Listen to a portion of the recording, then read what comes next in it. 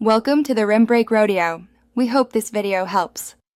First, gather your 2 essential ingredients: a generous 16 ounces of good quality chocolate chips and 1 14-ounce can of sweetened condensed milk. Using high-quality chocolate makes a big difference in the final taste and texture.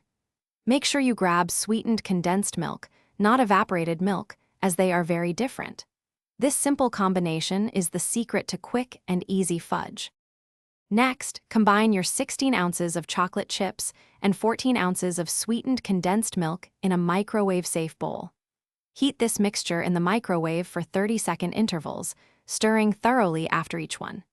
Continue this process until the mixture is completely smooth and melted. You can also use a double boiler for a gentler, more controlled melting experience. Once melted, stir the chocolate and condensed milk mixture until it is perfectly smooth and uniform, with no lumps remaining. Then, quickly pour the warm fudge into an 8x8-inch pan that you have lined with parchment paper. This lining will make it much easier to remove later. Use a spatula to smooth the top evenly, creating a beautiful, flat surface. Finally, place your pan of fudge into the refrigerator and chill it for at least 2 hours, or until it is completely firm.